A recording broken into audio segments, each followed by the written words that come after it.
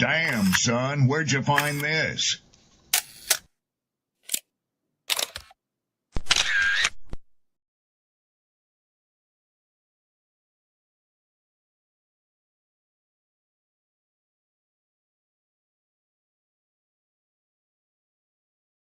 People don't be offended by the truth. They be offended because you called out the truth. Simple as that.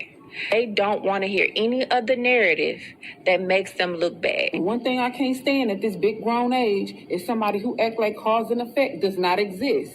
Like, yes, your actions caused this outcome. Yes, what you did lit the match. Like, why are you surprised and playing victim? Guys, Chico, they never lie. That's how you know somebody doesn't respect you. They listen to reply, not to be understood. They cut you off. They minimize what actually matters to you. They laugh at your boundaries, and then they call you sensitive when you try to hold the line.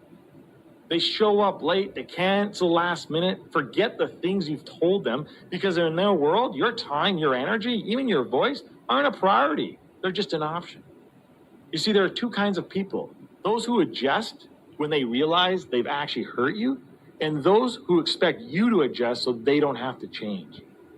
You don't need to be disrespected loudly to be disrespected deeply. Sometimes you'll see it. It's just in their tone, in their patterns, in the silence after you're known. Respect isn't what they say when they're watching. It's how they act when they think you'll tolerate it. Mantra, slave song, slave ship, rip skin, made me rip bones. But no matter how close I hide, my ancestors speak. They tell me the tide isn't front on us like we're weak. I haven't been getting sleep. Longing to sing until I surpass peak. Until they think we are equal, please. All I want is peace. My ancestors beat drums until their bones would bleed. Begging the generations remember our story.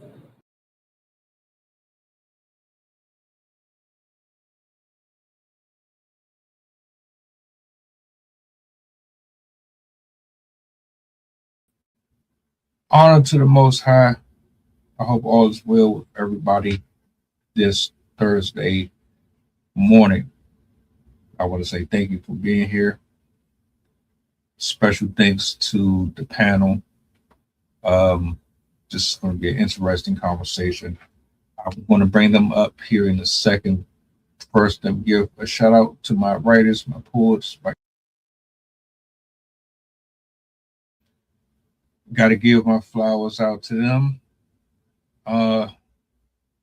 Let's go ahead and start the show up. I got Coach and I got Sydney in the building. Good morning, peoples.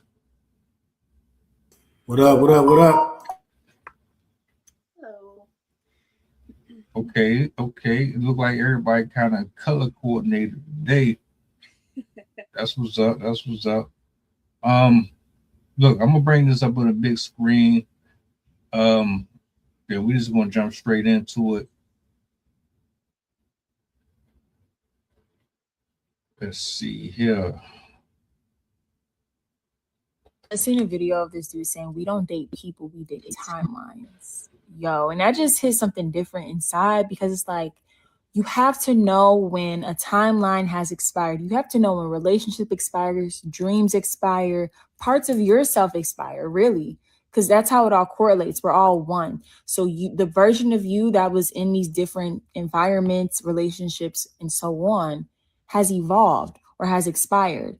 And you trying to stay still in one place or trying to be in the comfort of an environment or a relationship instead of progressing on your journey and evolution in life is preventing you from going to your new timeline. And like, that's a whole nother way to even perceive it. Like, that just opened my mind. But think about it, like with quantum leaping, quantum jumping, all of that, like you have to let go. You can't be afraid of discomfort, of change. Like you have to let it go. And a lot of relationships aren't. Think about the times when you meet people when you weren't really there with yourself. Like, how do you expect that to be the timeline where you're going to get this and that and that and this? Not to say it won't happen, not to say it's not possible, but there's going to be a delay. because most of the majority of the time we weren't ready. You know what I mean? You have to know who you are deeply and know what you want in love and know what you desire in life to know the timeline that you need to be in, that you want to be in. And a lot of the time, it's not going to be from past relationships or partners where you didn't love yourself 100%, or where you were in lack, or where you were struggling in poverty and poor, just debt, doubt, all these things. A lot of relationships from our past selves where we weren't, you know, and it's a continuous journey, but where we weren't loving ourselves more is not where the timeline of wealth is going to be. And that's just so real. Like, that shit just opened my mind. And so it's important that we know when things expire. Know when things expire in your life. Things have expiration dates. And the more you are aware of knowing, like, this don't feel right, I'm not supposed to be here anymore, then that's when, okay, you're in a whole new timeline now. That was how I felt when I quit my job earlier. I was just like, I am not supposed to be here anymore. I got to go. I don't know what I'm going to do, but I know I ain't supposed to be in here no more. My time has expired. So be mindful of yourself. Listen to yourself and your heart and your gut, your soul, because it's telling you, but don't neglect it. Love that. I love that. Shout out to her, man. Shout out to her. When to know it's time to evolve, let go, move on.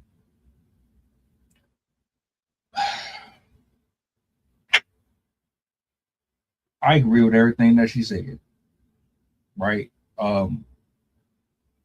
I've evaluated myself. I've put that picture frame chalkboard in front of me, and I mentally wrote out every single scenario that's played out, from friendships to businesses to jobs. Put ABC underneath all of it, checked out why this didn't work out, what mindset I was in when I was dealing with this person and that person. How did it make me feel? What were the sub parts to it? I categorized all of those. Like, the older you get, you really lock into that type of stuff.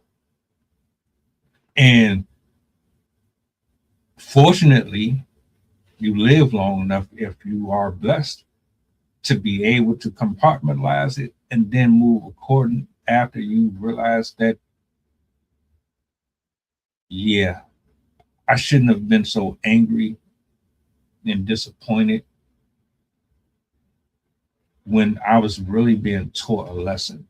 What's your initial thoughts on the video? Anything that she said that you want to highlight first? And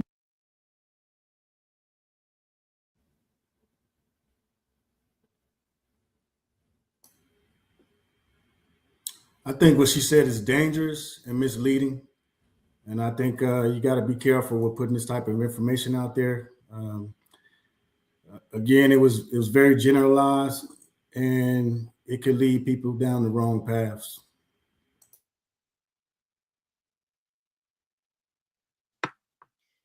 I was going to say that a couple different perspectives. One, at kind of what you were saying, Coach, you do have to be careful with that type of advice, because sometimes this leads to people hopping from one thing to the next. Because, like, sometimes you just kind of have to just go through it. Like, if it's difficult, if it's annoying, if you don't like somebody, like, sometimes you'll be in a job that's good for you, it's stable, or it's not an option for you to leave, but it doesn't feel right. You don't have a good boss, you don't like your coworkers or whatever, but it's the best option for you to keep the job. And so even if it doesn't feel right, it still doesn't warrant leaving, because it would be more risky for you to leave. So you do have to take a lot of the other aspects into consideration. Like, I definitely understand following your gut, because there are certain situations where it's like, like innately you can tell like this is not a good situation. I'm potentially in danger. I'm potentially like maybe these people are doing things that are harmful to me. But you have to be very, very careful about just like, I feel this way, I'm going to leave. And this is something I have a lot of experience with in my own life because I have ADHD. And one of the things about ADHD is we have shiny syndrome or shiny thing syndrome where we're like, oh, new thing, I'm going to jump to the next thing. And you can accidentally make decisions, take yourself out of opportunities that you actually did want just because in the moment you're like, oh, next thing, that one's better for me. And then you realize, oh, that actually wasn't better for me. So I do have some opportunities that I wish that I didn't leave, but I had that feeling like, oh, I'm meant to be somewhere else. And I left the job or I quit the opportunity and I wish I could go back. So I would say like use that feeling sparingly. Do it only when it's like your heart is pulling you in a solid direction. It's a particular job, it's a particular opportunity, it lines up with what you want to do. But don't just do it anytime you're like, oh, this is wrong, I'm going to leave. Because you don't want to get into a habit of becoming a quitter.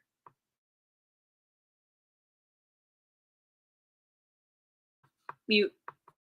Yeah, I don't know why that keep happening. I'm not necessarily sure that she was telling people to give up when they get frustrated. I think what she was saying, and at least that's from my perspective, is she's saying,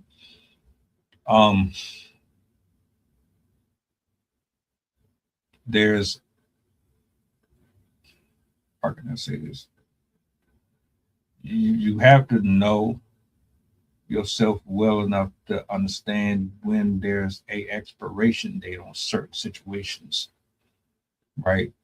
Now, for me personally, God will put you in scenarios that's uncomfortable, and for your level up, and for Him to be acknowledged for having a presence in the blessings that you're asking for, it may require you to go through a season or a test that forces you not to really be too comfortable, because it might be something that's like, oh man, I don't really want to deal with that. I don't want to see this person. I don't want to have that conversation. I don't want to deal with this inconvenience. They doing this and they doing that, and or I don't want to have to face my vices. I don't want to have to hold myself accountable for this or that. But in order for you to get to where you need to be at to fully appreciate what you're going to get on the other end of it, you're going to have to endure it. Otherwise, you just keep running away from it. You will never truly get that anointing and that understanding of how valuable this gift is, because you take it for granted. Like Sydney said something about going from shiny thing to shiny thing. Just up and leaving something for something that you think is better is one thing. When it comes to, all right, my friendship has run its course. We see things differently now. I can't stay here no more. You still acting like a child. I'm not on that. I don't want to go out here and be in the street no more. You still want to live that lifestyle. I want a family. I want a foundation. I don't want to be, so I'm looking at it from that point of view, but I also see what both of you are speaking on.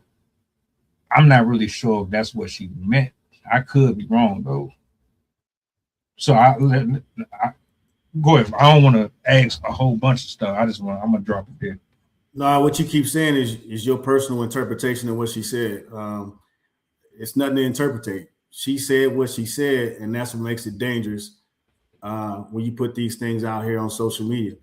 Nobody cares what your intent was. We're going off of what you said when you recorded the video, and everything else is led up to interpretation. So what makes it dangerous is people are taking exactly what she said on the screen. It doesn't have a back shot or innuendo of her interpretations. So that's the dangerous part. And what she said was things have expirations. Everything has an expiration, which is true. But what she didn't talk about is the nurturing and all those things that goes into the relationships and those type of things. What she said was exploration, identify, leave. And that's the dangerous part of it. Not necessarily for people to, take in and self-evaluate what she could have meant or what she could not have meant. So again, that's what happens when you put these type of things on the internet and makes it dangerous, because if somebody young sees that video who doesn't have the access to mentorship or guidance, then they can take what she said at face value and go out there and make bad decisions in life.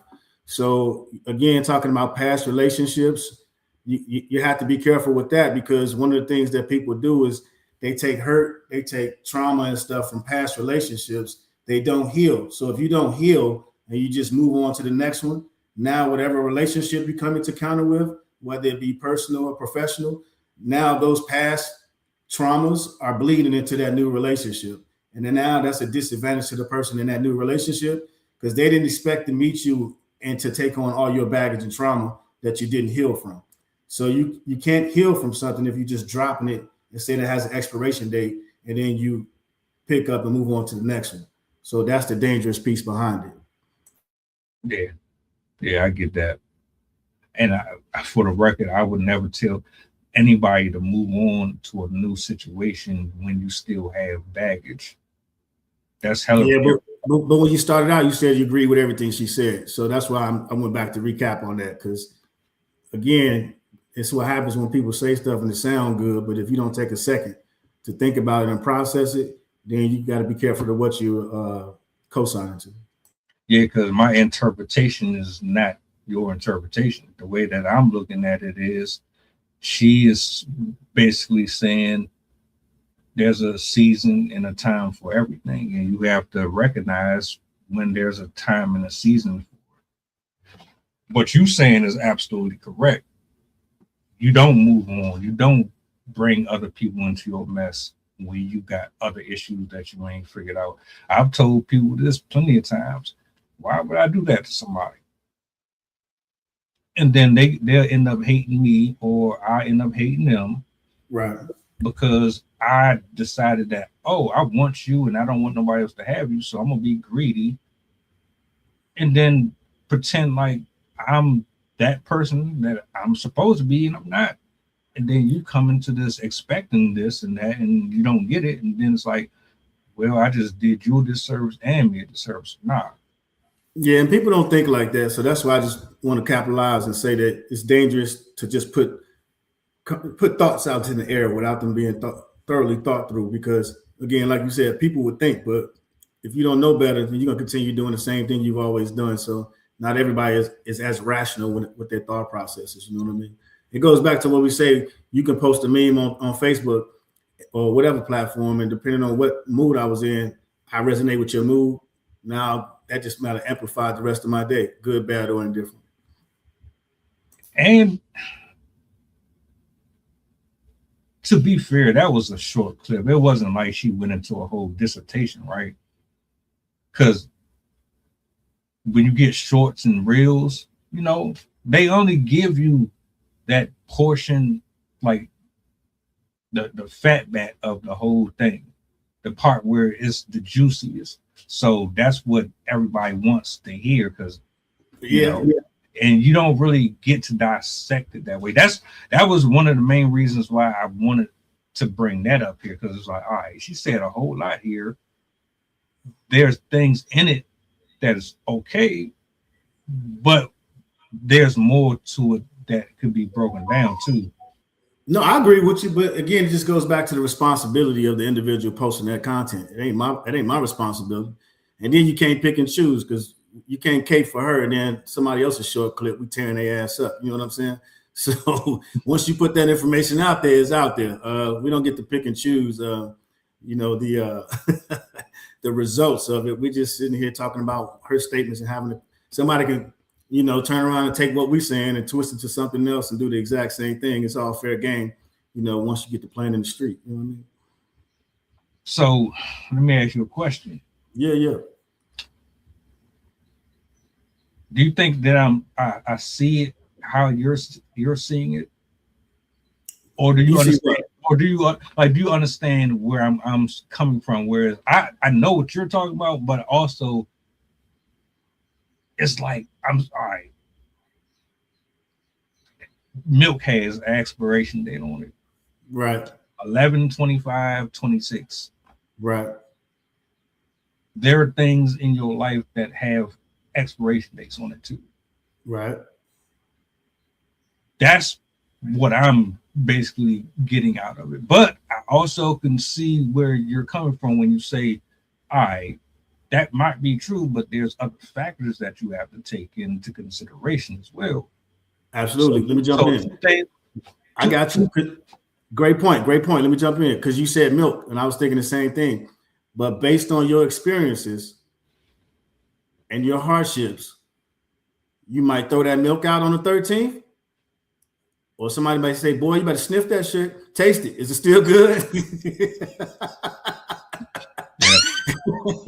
So based on your experiences, that milk might last 1, 2, or 3 more days.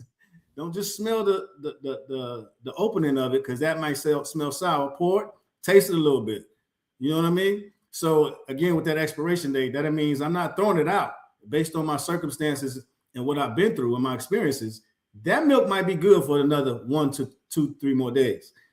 Yes or no? I mean, I'm just giving you an example to your milk situation. Hey, look, I do the smell check.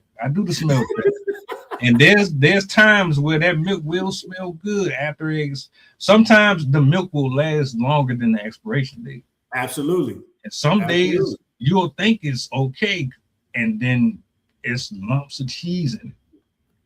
Right, but it goes to what? But now the point is, right, it's not the milk, it's the process. You didn't just dump it. You went to see the quality of the milk, the conditioning of the milk based on other experiences. It could be, I don't have enough money coming in this week, or, I don't want to just be throwing away stuff because you're frugal, right? So different things and different experiences gauge on how you're going to treat that product. And that just was to give you the comparison, because you asked about how you see things the way how I see things. So all three of us may see things differently. If you got kids, you know what I mean? If you put your milk in the freezer, it might go past the expiration date, and then you take it out. So again, it just goes about the conditions and the process that you have. So that's why I say again, it's okay to give your opinion on some things, but everything is in duality, man. And everything can be negotiated or whatever the case may be. So I just say be careful out there. If you do something like that, provide some alternatives or a different perspective. Okay, so let's provide some alternative perspectives. Let's do that. We have this clip. She said what she said. We know there's 2 parallels to it. So what do we do with that? Well, we just gave a few. I don't know, Sid, did you hear? Did you want to chime in? I don't know if you were able to hear the audible. I didn't hear the full part of the conversation, but I did. I did step in during the milk analogy, and I definitely agree with using that as an analogy, because that's exactly what I was saying. Where you have to use discernment. You can't just be like, "Oh, date's over. All right, throw it away." Like, I have crackers and granola that's over the expiration date because dry foods will last beyond their expiration date. Like, a lot of companies will put the expiration date because it's for them, for their liability, and not actually for the food. So some things can outlast their expiration date. But in terms of when I had my birthday, things, opportunities, relationships, whatever, you have to discern. Like, one of the things that you said, Coach, that kind of made me think of this. Sometimes you do hit your expiration date where you want to leave the job, you want to leave the relationship, but you can't. For example, my aunt is in a situation where she's with a person who is, that relationship has expired. It is dead. It is green. It is like rotten. But she doesn't have a job. She doesn't have a place to go. So she would basically have to choose between leaving this expired relationship or being homeless. And so she is choosing to deal with the situation she's in because that's her only option. So sometimes when you are in an expired situation, you don't have the option to just leave. Sometimes you just have to kind of bare knuckle it through whatever that situation is. Same with jobs. Like as you said, you might have kids, you might have a mortgage, you might have other things. And sure, your dream job might be there, but it also might be below what you can afford. And if you get that dream job, you might end up losing your house or not being able to pay for your kids' schools or not being able to do the things that are necessary for life. So you sometimes have to go past the expiration date or ignore what the expiration date is. And also keep in mind, like the expiration date is going to be subjective based on how you feel. And again, like we've talked about, like you don't want to make decisions based on how you feel because that usually doesn't involve as much logic as making decisions based on the facts that are available. And another thing too is sometimes something can feel like it's at its expiration date, but once you push through the difficult part, you realize that it actually wasn't. For example, I had that experience with my own relationship where there was a point in time where I thought that I was going to leave my, at the time, boyfriend. And we weren't going to work out because I was like, our personalities are too different, or like he had some issues with like his emotional control and stuff like that. And so I was like, this isn't for me. I don't want to be part of this. But basically once he found out that I was planning on leaving, he was like, no, I will do anything. Like I will change. I'll accommodate. And we decided, we do love each other. So we want to try and stick it out, try to work on it, try to make these changes. And so we have made, like, I'm married to him now. We have kids now. And we have made tremendous strides into understanding each other, into controlling our emotions around each other, into accommodating each other's interests. And so even though it felt like the relationship had reached an expiration date, it didn't. There was still more for us. And so that's another thing to consider is even if something feels like it's off, it's wrong, it's at its end, it might not be. It might just be a point in time that is uncomfortable, but if you push past it, it'll end up getting better. So yeah, that's why using discernment is really important because it'll kind of give you ideas if it's actually the end of whatever, or if it's just a time of change. Because as we know, life is constantly changing. You're never going to have something that's completely the same throughout the entire thing. To be honest, if it is, you'll get tired of that. And it'll feel like it expired. But you have to keep in mind the factors that are involved in why you're feeling the way you are, what's causing you to feel like it's the end. Because it might just be your discomfort or your boredom and not the opportunity running its course. Go back to what I said initially about God putting you in uncomfortable situations. You might be coming out of an addiction and you get tested to see if you really over it. You say you done smoking. All right, I'm gonna put you around smokers. Let's see if you can keep your hands away from that Marlboro or that Winston or that CM100. I might put you around some alcoholics. Let me see if you can handle being around a drink without picking it up. Or you might be having this issue with communicating with your co-workers or whatever the case may be. And I put you in a situation consistently. And there's been times where you'll be in a repetitive situation. You're being forced to have to work with this person. You're being forced to have to communicate with them. But you don't understand there's a reason why this keeps happening. So you leave one job, you go to another one, you still have the same problem. You're still going to have to open your mouth. You're still going to have to figure out a way to express yourself to people is bigger than just the comfort level of the job. The problem is you're not expressing yourself, and it's making it harder for you to truly be what you need to be for me, for you, and everybody else. So until you can figure it out, I'm gonna keep putting you in that position.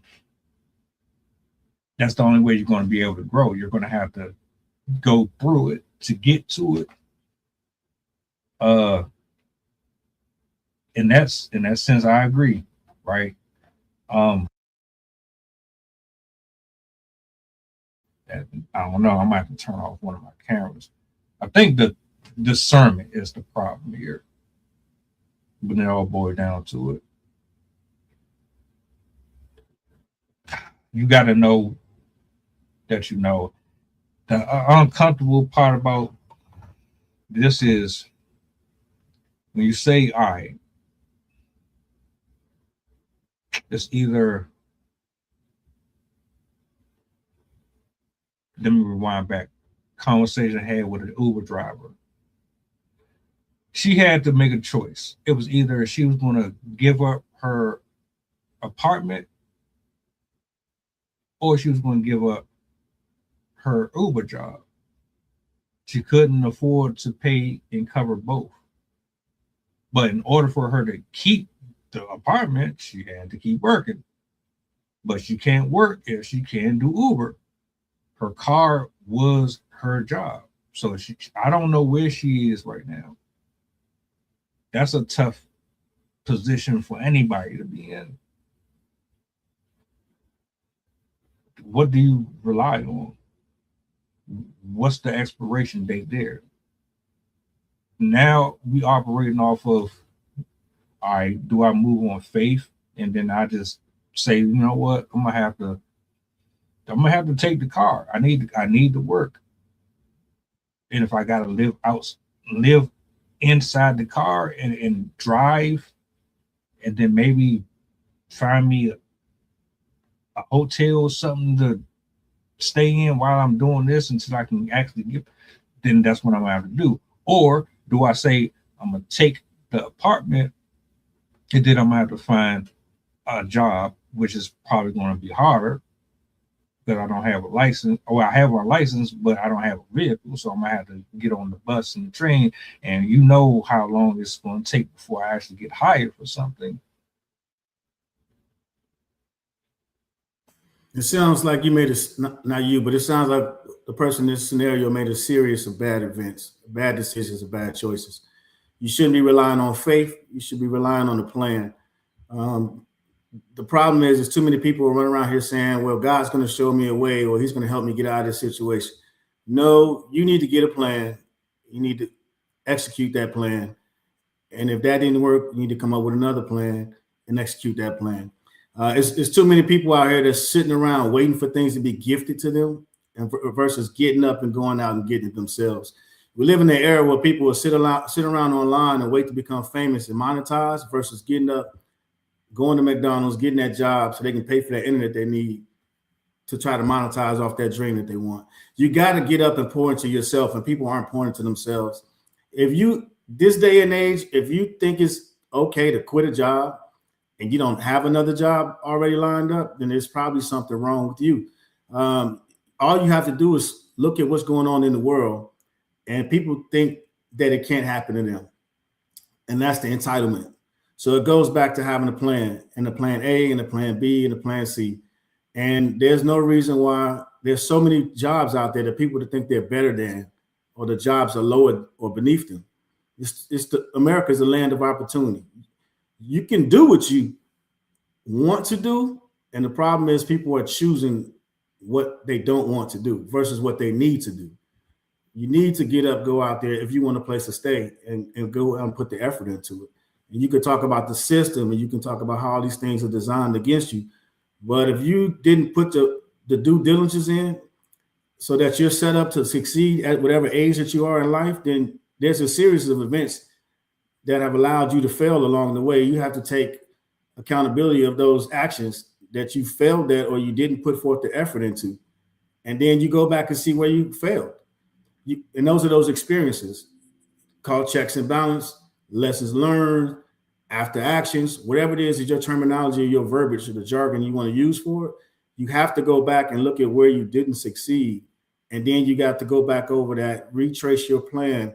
And then the next time you go out to execute, put that much energy into it. At whatever stage you are in life, whether you're in your 20s, 30s, or 40s, there's no reason for you not to be succeeding at some level. At some point, you made a decision and you didn't go back and take the accountability of your decisions. And now people are looking for other ways or other handouts. Hence the young lady saying, she said, compartmentalize. You compartmentalize what? It sounds like it wasn't a lot of success in those relationships. So if you compartmentalize some things, that means you're isolating them and you're trying to move on from it. So you didn't get the lessons learned and the things that the value from that situation and that experience because you compartmentalize it. So are you going back?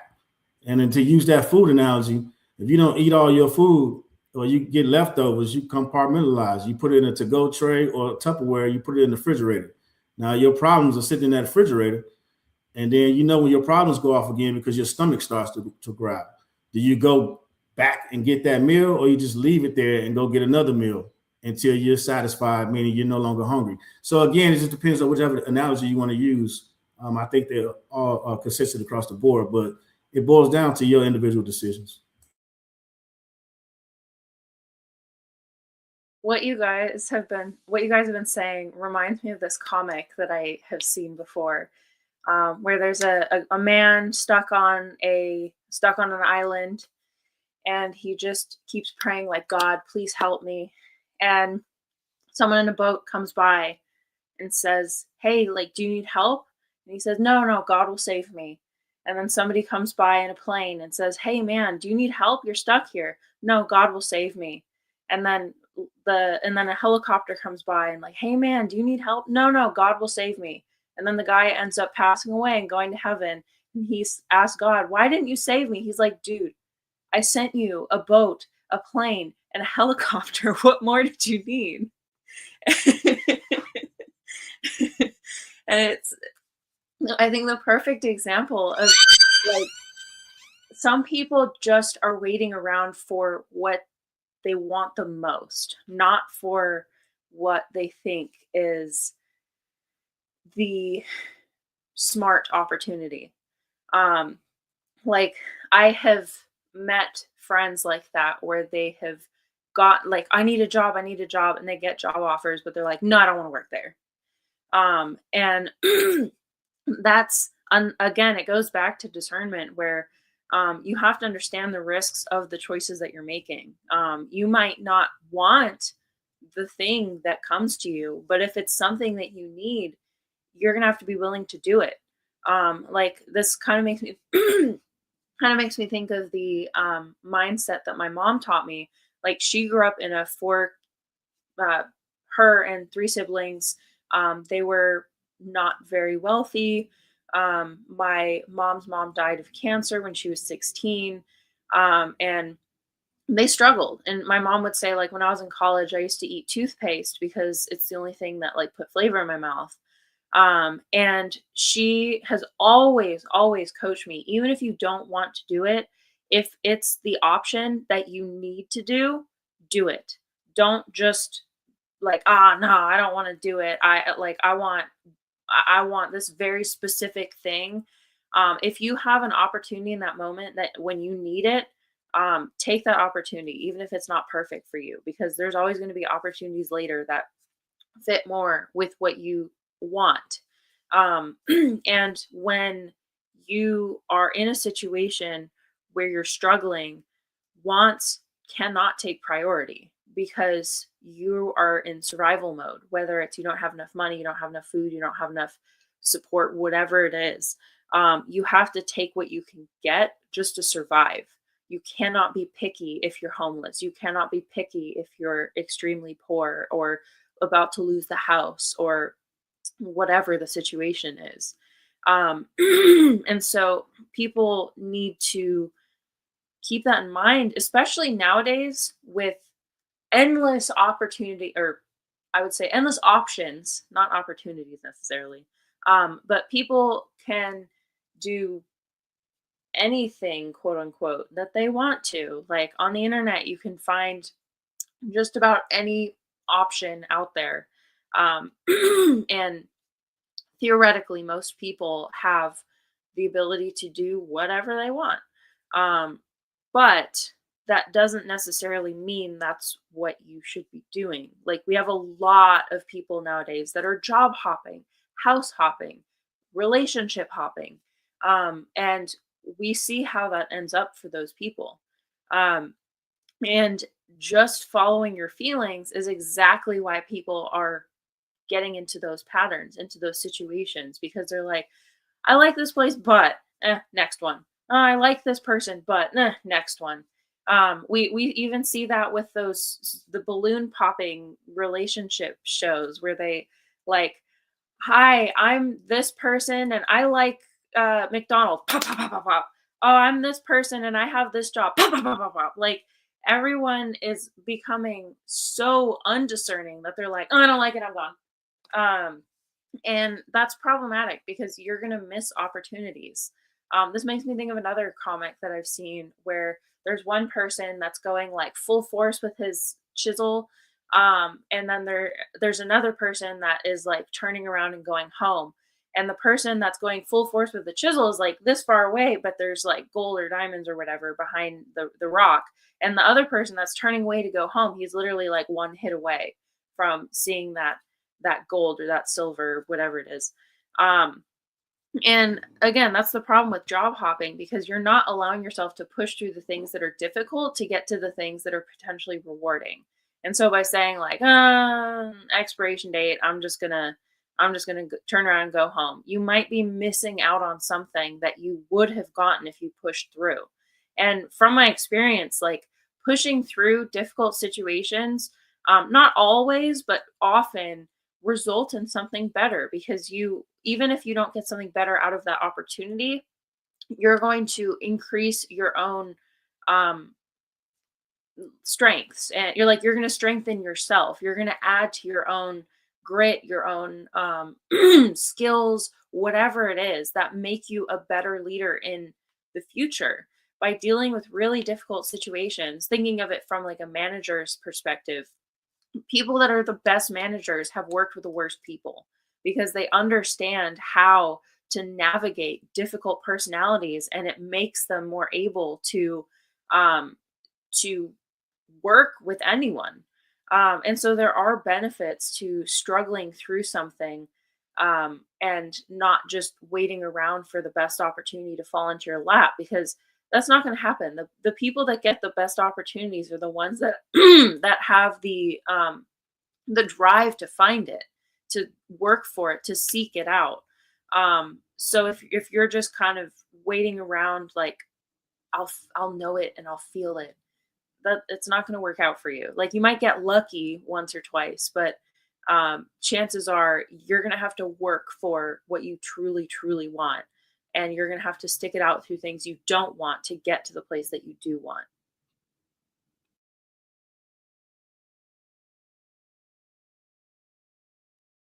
So let's wrap it up like this. What does it look like to effectively know when it's time to call it quits and move on without having any regrets for it? I mean, we spoke pretty much about people just jumping the gun and rushing through their decisions and choices, but not so much about what it looks like to know with confidence that it's time for us to proceed into new ventures. Just like you have a process when you're looking into an adventure or a venture, you may have a checklist. You may have 5 things that you need to check off that you want to hit in order to be consider yourself ready or eligible. Let's say task or small task in order to meet the large objective. The same thing that you both mentioned with discernment. If you're ready to transition or to move on to something, the same process should take place. So you're onboarded and you're outboarded to a situation. Anytime you go somewhere to do something, there's an in processing, out processing, there's an entry and an exit. So you should have an exit strategy if you're planning to depart or leave anything. And then whatever you have on that list, then this is so that you're using not emotional thinking, but logical thinking, strategic thinking. So that way you're checking these things off as you're going through the process. Say two of you decide to say if you're in a relationship and you say, hey, look, I think there's a point where we should kind of work on ourselves a little bit and then maybe regroup, 6 months from now, and just kind of go through the process to see how we're going. And then imagine the other person saying, hey, I'm good. Just work on yourself. Well, that might be one thing to put down on the list, right? As you're going through the process. And so then you start to rack and stack as you're going through and you're working on yourself or even a job. If you spoke to the hiring manager, authority, or HR, and maybe you wanted a raise and they said no, because of your work performance, you don't qualify for a raise, or after you get your appraisal done for whatever your job or whatever it is, your KPIs, KRAs, or whatever. So once you sit down and have that conversation, now you see that you're both mutually going in separate directions. So you can go ahead and start identifying. And once you hit maybe your fourth or fifth thing to secure your advancement, whether it's in another job or in to make sure that within that relationship that you've done the best that you can to make sure that, you're doing your part to make sure your path continue going straight versus pivoting left or right. You're just using those check marks. And for the people that play video games, those save moments in the video game, right? Where that you can pick up and start off at that moment again. But it has to be a point in there, a point of reference. And so if you're continually going and you're checking those things along the way and you hit that fifth one, then if 5 is your number, then I would say at that particular point, you've done your due diligence to make sure your T's are crossed and your I's are dotted. And that if you're in a relationship, that the two of you are on the same page because you didn't want to marry up each other's individual ideas and together ideas. And then the same thing in the workplace, if the HR or the supervisor is not giving you the feedback that you wanted and that you need in order to be successful if you want to get promoted, then you should write down those things to make sure you're documenting what you need to do to consider your growth is still moving forward. And then once you hit that threshold, now it's your time to go your separate ways. At least you have a plan in place.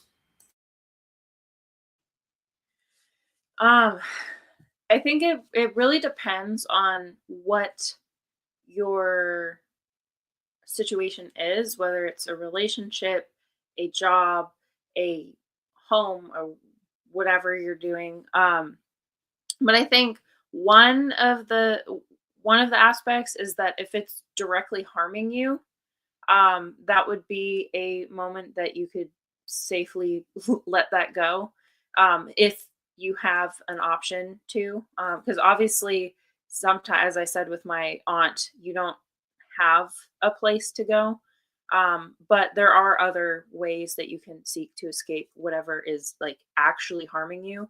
But that to me would be, at least for me, one of my red lines. If it was directly harming me, I would be done with whatever that situation was.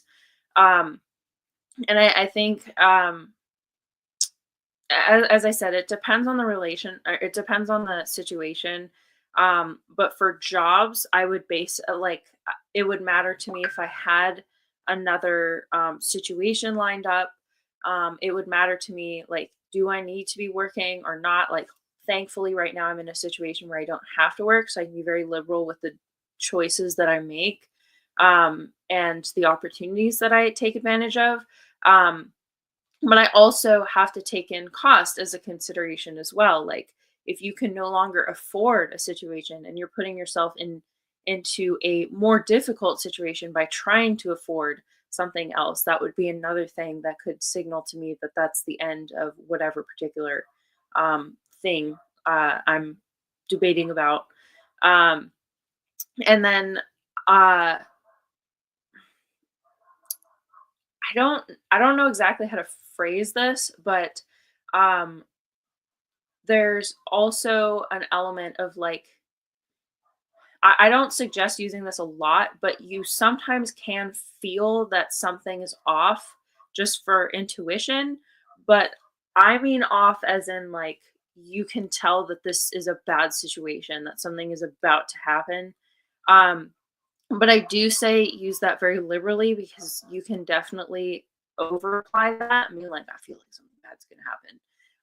But there have been certain situations where I felt like I was about to, that the job situation was going to change before it actually did, because we do have that kind of innate sense of things.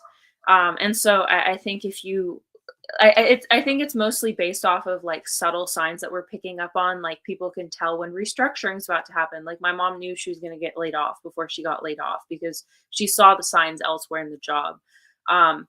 But with those types of situations, you should still do a managed exit. Like you shouldn't just be like, oh, something's coming, I'm going to leave. You should, instead of just leaving, start preparing, start looking for new jobs, start trying to set up new opportunities. Again, it should be based on things that are like legitimate and not just like I feel this way. I just mean like if you read the signs and you see that something is not going to be going well, it is time to plan your exit. Same with relationships. This could definitely apply to relationships where you might feel something is off about this person, and I mean like they feel like they're. I'll give another example. When I was in college, I was on a date with this guy, and I felt very uncomfortable with him. Like he felt very pushy to me, and he kept trying to basically get me in a place that was isolated from other people. He kept trying to convince me to go to this beach, and we were just going to hang out there. And I was in college, so I knew that beach, and it's isolated from the college. It's like 20-minute walk away. And when we were kind of getting there, he kept trying to get me to like lay down next to him. And he just had this very pushy vibe to him. And I was like, you know what? I have a friend I'm meeting at this specific time, so I have to start walking back, because even though I didn't know for sure if I was reading the signs right, it felt off and it felt frankly dangerous. And so I was like, I'm just gonna go. I'm gonna exit this relationship, and I never talked to him again. And so there are some seldom situations where you can detect something dangerous before it comes. But again, you shouldn't apply that liberally, because not every situation is going to end in that manner. But if you do have those moments, those would be moments to like, I'm going to find my way to exit, because I'm not going to be taken advantage of by people like this. So yeah, it's hard to give a solid answer for this, because it very much varies situation to situation. Like every job is going to require a different level of discernment, because you're always going to be in a different situation. There's always going to be other things to consider, like potential other jobs, potential coming bills, health problems, whatever, kids.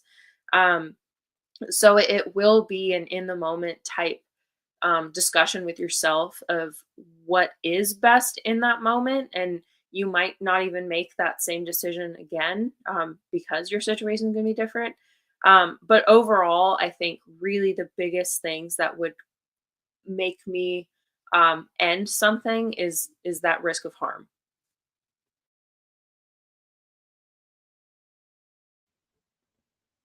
Beautifully said. This was a nice one. A nice one. I'm gonna chop this one up as soon as we get up off of here. I say thank you to both of you for pulling up this morning. I hope y'all got something out of it. Salutes to the people in the building. We'll be back later, 7 o'clock. I'm going back to the lab. You guys have a blessed one. Hopefully, y'all got a chance to scan that QR code. I don't know where the other ones at. They just pick and choose where they want to show up for some reason. Like I don't get it. I'm gonna have to. They know their expiration date. No. Bang, bang. Yeah, touche. Hey, we out here though. Y'all enjoy the rest of y'all day, man. Mantra, slave song, slave ship, rip skin, made me rip bones. But no matter how close I hide, my ancestors speak. They tell me the tide isn't run on us like we're weak. I haven't been getting sleep. Long in this singing until I surpass